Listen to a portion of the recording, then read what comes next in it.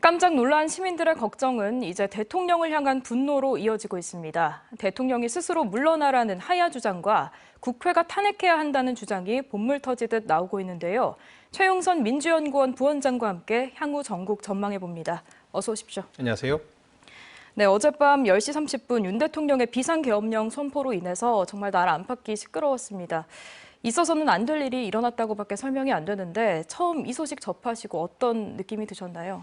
대통령의 특별 담화를 듣고 거기에 나와 있는 정북 세력, 반국가 세력을 빠른 시간 내에 척결하겠다라는 대통령의 워딩이 결국은 국회의 해산을 통해서 체포 구금을 통해서 이 문제를 좀 더 폭력적으로 이끌려고 하는 게 아닌가 이런 생각이 들었고, 이 과정에 시민들과의 충돌이 되게 되면 유혈 사태가 벌어지지 않을까 이런 우려들을 하면서 대통령의 특별 담화를 지켜봤습니다.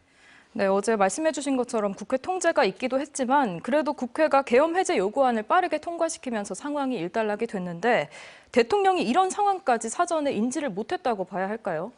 그렇습니다. 국회 경비대 경찰들 통해서 국회를 봉쇄하고 1공수여단을 빨리 투입하고 또 국회에 707 특임대라고 하는 특작부대를 국회 경내 안으로 투입시키고 소방사의 군사경찰 특임대를 통해서 주요한 요인들을 체포 구금하려고 하는 흐름들이 있었는데, 그것보다 빨리 국회가 대응을 하고 본회의에 통해서 190명이 의결을 통해 가지고 이 계엄 상황을 빨리 정리한 것으로 보여집니다.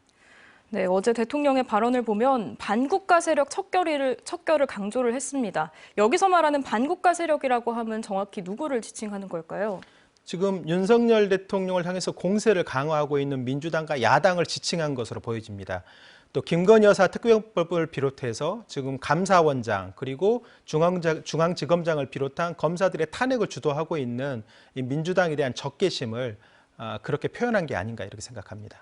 지금 이 사태로 인해서 민주당뿐만이 아니라 정말 시민들이 많이 놀랐고 그리고 또 이곳 광주 지역에서는 특히 이 놀란 마음이 분노로까지 번지고 있습니다.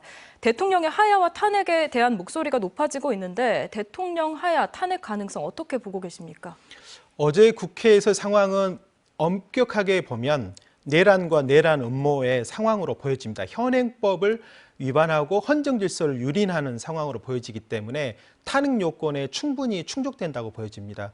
국민들의 분노도 극에 달해져 있습니다. 이 상황을 다 지켜본 국민들이 지금 3.355 시위를 벌이고 있고 전국으로 확산되고 있기 때문에 봄이 되게 되면 이 상황을 마무리 짓는 탄핵이 이루어지지 않을까 이렇게 생각하는 국민들이 많아지는 것 같습니다. 대통령의 탄핵 요건 그리고 내란죄 이 부분에 대해서는 추후에 이야기가 더 이어져야겠지만 윤 대통령의 조기 퇴진이 결정이 된다면 앞으로 또 어떤 일들이 벌어지게 될까요? 지금 탄핵 소추하는 민주당과 야당들이 6개 야당들이 지금 이거를 발의해놓은 상태입니다. 그러면 탄핵 절차가 진행이 될 것이고, 지금 헌법재판관이 9명 중에 6명만 있고 3명이 부족한 상태인데 오늘 민주당에서 2명을 추천을 한 상태입니다. 대통령 직무가 정지되는 상황이 되게 된다면 직무대행을 통해서 헌법재판관을 임명을 하게 되고 헌법소추의 재판이 진행될 것으로 보여집니다. 그렇게 된다면 늦어도 내년 3, 4월 정도면 이 탄핵 여부가 결정이 되기 때문에 탄핵이 된다고 한다면 바로 한 2개월 뒤에 대선이 치러지는 이런 국면으로 전환될 것으로 보여집니다. 네, 결론이 조속하게 나길 바라겠습니다. 오늘 말씀 감사합니다. 감사합니다. 언제 어디서나 내 손 안의 뉴스. 광주 MBC 뉴스 유튜브 구독으로 함께하세요.